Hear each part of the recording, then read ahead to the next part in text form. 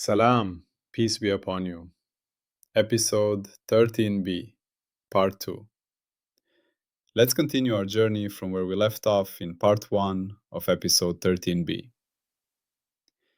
Imagine you and I are holding a blank sheet of paper between our hands. Not graph paper, not lined paper, not a page already stamped with a coordinate grid that tells us where up is and where right is. Just a sheet that, in the gentlest way, allows one thing and one thing only: the possibility that a mark could be here rather than there. Now, I want you to go one step deeper than the paper analogy, because even paper smuggles in too much. Paper has thickness, texture, a boundary you can see. So let's strip it further. Imagine a pure stage for locality, but not locality as distance in meters, not locality as a region in physical space, because those are already geometric commitments. Just locality in the minimal sense. The ability to say, within this little neighborhood, I can speak coherently. And within that little neighborhood, I can also speak coherently. And there is a place where those two neighborhoods overlap, so their stories must agree. That minimal stage, nothing more, is what we call X. And part 2 of episode 13b exists because the moment we wrote the first letter in part 1, phi, x, s1, we created an unavoidable question. If phi is a map, what is it a map from? Where does phi live if we refuse to import a ready-made universe with spacetime geometry? This is exactly why episode 13b exists. And I will say it clearly once, as promised. We cannot begin differentiation or cosmogenesis until you and I have frozen the language. Not the story, not the dynamics, the language. Episode 13b is the language reveal. It is the strict PS0 vocabulary and grammar that will later allow differentiation in episode 14 and dynamics and cosmogenesis in episode 15 and beyond. Here we are not doing measurement, not protocols, not uncertainty budgets, not replication. That is later. Here we are not doing equations of motion. That is later. Here we are not naming particles, fields, or forces. That is later. Here we are freezing the alphabet so we cannot cheat later. And in this part, the alphabet demands a stage that does not smuggle the answer. So listen carefully to what X is and what it is not. X is not spacetime. X is not space. X is not a container with a metric. X is not a background geometry. X is the minimal event support, meaning the minimal support that allows patches, overlaps, and local neighborhoods, so that later, when we talk about how phi changes, there is a place where that talk is even meaningful. From part 1, you already carried a single primitive letter, phi. Not a substance, not energy. Remember, energy is a tally, a report, not ontic furniture. Not a field poured into a container. Phi is cyclic comparability, a bare circle-valued assignment that permits same different to become meaningful once differentiation begins. We wrote it as phi minus x minus s1, and we installed the first firewall rule. Meaning must survive phi minus phi plus c. No absolute phase, no preferred zero, no privileged origin. That was part 1. Now part 2 is the stage discipline. What structure are we allowed to attribute to X, and what structure is forbidden? Because there is a very seductive way to kill holophase before it starts. You call X spacetime, and you quietly smuggle in a whole geometry: distance, angle, volume, causal order. Then later you derive things that were already baked into the stage. That is not derivation, that is hidden assumption. So we do the opposite. We assume almost nothing. We assume only enough to permit local speech and consistency checks. If you want the cleanest mental image, use an atlas. Imagine you are a cartographer, tasked with mapping a strange new continent. But you have one radical constraint. You are forbidden from assuming the continent sits on a pre existing globe with latitude and longitude. You cannot say it's spherical or it lies in three-dimensional Euclidean space. Those are geometric claims, not allowed. All you can do is send scouts into small regions. Each scout returns with a local sketch, drawn on their own paper, using their own coordinate scribbles, chosen only because it helped them keep track of what they saw locally. Scout A's north is not sacred. Scout B's origin is not fundamental. These are private notations. Your job is not to force these sketches onto a global grid. Your job is something humbler and stricter. Wherever two scouts covered the same forest, their descriptions must be translatable into each other on that overlap.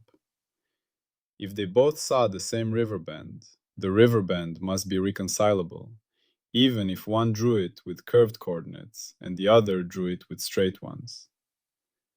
The continent, for you, is not a picture on a globe. The continent is the consistency of the overlaps. That is X. X is the continent understood only as the possibility of a patchwork of local descriptions that can agree where they overlap. Now, in holophase language, we name these local regions patches. We call them P. A family of patches P that covers the whole domain is called a cover.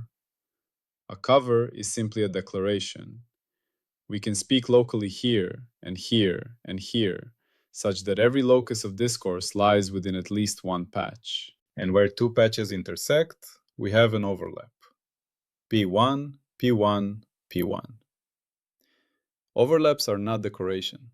Overlaps are where meaning lives. Because overlap is where you can test whether two local descriptions are describing the same underlying structure or merely telling two incompatible stories. So the first thing you must feel is this. X is not made of points in space. X is made of the permission to speak locally and to reconcile local speech on overlaps. Now keep triunity alive while we talk about this, because it is easy to accidentally import time or space just by the way you imagine neighborhood. Triunity tells you that everything in holophase echoes as three inseparable readouts. Omega as temporal cadence, kappa as spatial texture, nu as kinematic transport. But those are not ingredients of X. They are later readouts from A equals d phi imply, once phi becomes readable as change. In other words, X must remain neutral. X must not secretly privilege spatial neighborhoods over temporal neighborhoods or motion neighborhoods. At this stage, a patch is not a region in space. It is a region of local describability, period. If you keep that neutrality, triunity stays welded, and you cannot accidentally build a world with hidden containers. Now, because we are firewalled, I need to embed the four gates into the story as rules of language hygiene. Not a list you memorize, but habits you feel. First, the well-formedness gate. What counts as a valid sentence about X? In part 2, the permitted vocabulary is deliberately small. We can speak of covers P phi. We can speak of overlaps P phi. We can speak of refinement and coarsening of covers. We can speak of local neighborhoods in the minimal patch sense. That is it. And the forbidden vocabulary is absolute at PS0. No metric, no distance, no angles, no connection. No parallel transport as primitive. No volume form. No measure. No causal order. No dynamics. No evolves. If you find yourself using those as primitives, the sentence is not wrong. It is ill-formed. It is not a sentence in this language. This gate matters because it prevents a subtle form of cheating. People think they are being careful because they are not talking about particles, but they sneak in a metric and then everything becomes obvious. In holophase, we refuse that. If geometry is real, it will be earned from phi structure later, not assumed as the canvas. Second, the invariance gate. What must not change under allowed redescriptions. Here the key invariance is this. Statements about X must survive refinement or coarsening of the cover. Let me make that concrete. Suppose you cover the continent with 5 huge patches, 5 rough sketches. You make a claim about X based on those overlaps. Now someone else comes along and uses 50 smaller patches, making a finer atlas. Your claim must not collapse simply because the patch size changed. If it does collapse, you never spoke about X. You spoke about your cartography choice. This is a deep rule. It says, structural meaning is not a function of your resolution. If the truth you claim depends on how coarsely you chop the domain, it isn't structure, it's artifact. In ordinary life, you already respect this without naming it. If I tell you, this city is connected, and then you zoom in and find the streets are connected at finer scales too, the claim remains. But if my claim, this city has exactly 7 neighborhoods, breaks the moment you refine your map, then I never said something structural. I said something dependent on my chosen partition. So in pure phi language, claims about X must be robust under refining the cover. The object is the equivalence class of all covers related by refinement, not any single cover. Third, the domain gate. Where is the sentence defined? This is the humility rule. Every claim about X must specify which cover or patch family it uses. You cannot say X is as if you have a God's eye view. You can say, with respect to this cover PX, the overlap structure has this property. And then you can argue that the property survives refinement and then it becomes structural. But floating claims, claims without a declared patch structure, are illegal in this language.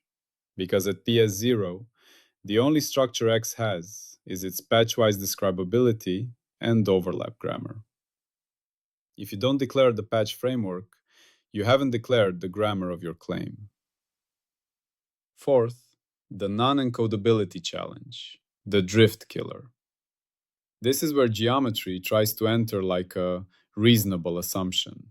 Someone will say, but surely you need a metric. How else can you define derivatives later? How else can you talk about change? This is precisely the moment where a language either stays honest or dies.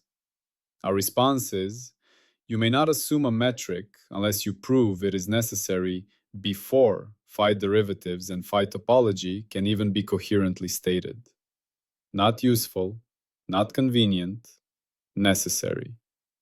And here is the key insight that makes holophase possible. Locality does not require a metric. Differentiability requires neighborhoods and smooth coordinate charts on patches, but it does not require a ruler that tells you absolute lengths. To feel that, think of reading handwriting.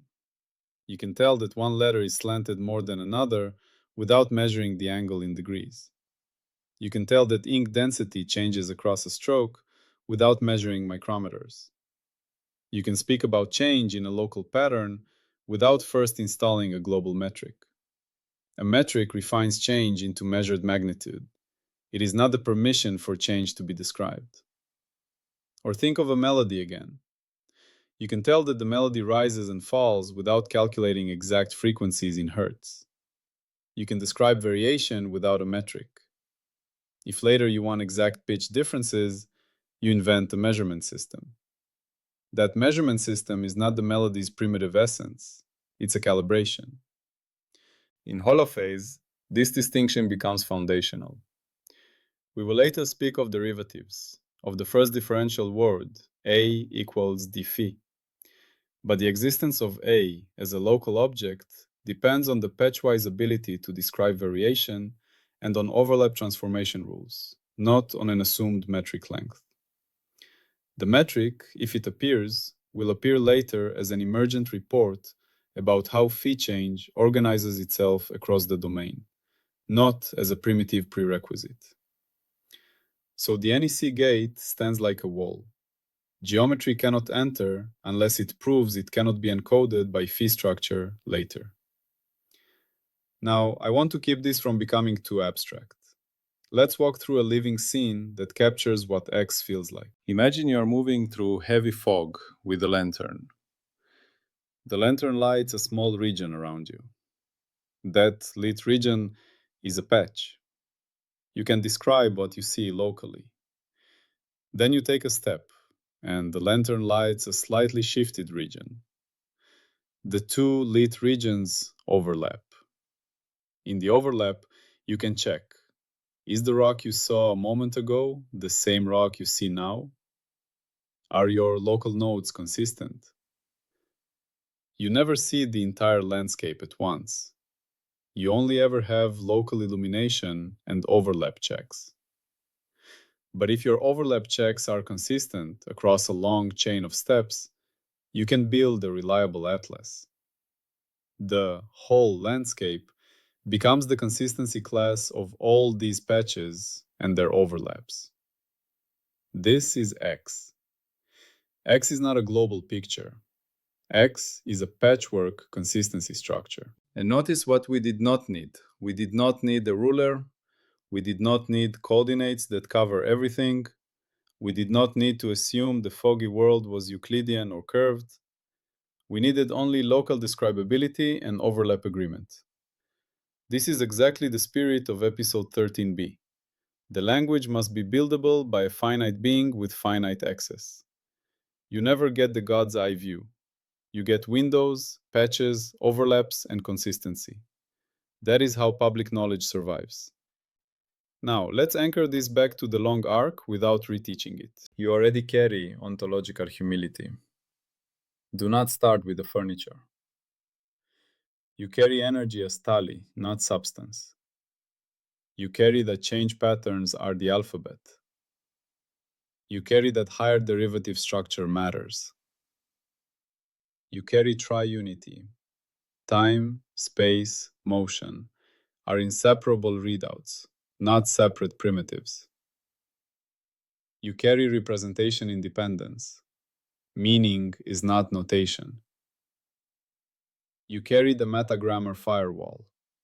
No authority without audits. And in episode 13a, you carried the silent ground. Phi is permission, irreducible, unavoidable. So part 2 is the next honest move. Install the minimal stage X that allows local speech without importing geometry. Now, there is one more subtle refinement I want to add. This is where we merge the strictness of the clean version with the vividness of the Atlas version. We must be careful with the word event. In everyday talk, event means something happening at a time in a place. But time and space are not primitives here.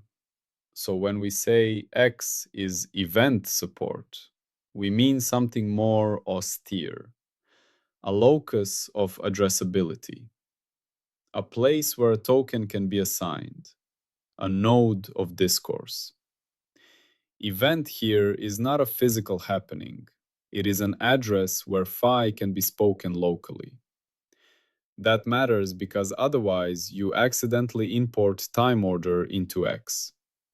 You start thinking events happen and you have smuggled dynamics. Not allowed. So the safer phrase is X is the domain of loci. Loci where local statements may be formed. And that is exactly why the cover language is so clean. A patch is a set of loci where a local description is valid. An overlap is where two such local descriptions are both valid. Refinement is what you do when you want more local resolution without changing the underlying domain. Now let's speak the grammatical prediction and falsification of this part, because in episode 13b, these are not empirical. They are formal. The prediction is any geometry we later recover, anything that looks like distance, curvature, causal structure, must arise from phi derivative organization and phi topological invariance, not from X's primitives. That is the promise of austerity. The stage does not contain geometry. Geometry, if it appears, will be a report on the behavior of phi. And the falsifier is, if someone demonstrates that a metric or connection must be assumed before phi derivatives or phi topology can even be stated coherently, if they can prove that without pre-built geometry, we cannot even form the later language tokens, then this part fails. That is a precise grammatical failure, necessity of forbidden primitives. Now I will give you two more scattered analogies, because a listener needs multiple anchors. A library analogy. Imagine a library with no aisles and no shelf numbers. The only structure is that each book contains references to other books. A patch is a small curated cluster of books that reference each other, like a local neighborhood of discourse. An overlap is a book that belongs to two clusters. The shape of the library, what is near to what, is not a primitive geometry of floors and corridors. It is the emergent network structure of references. Distance becomes how many reference steps separate two books. That distance is derived from content relations, not from a pre-built building grid. X is the set of books plus the possibility of local clusters and overlap checks. Geometry emerges from relational structure, later from phi. A weaving analogy.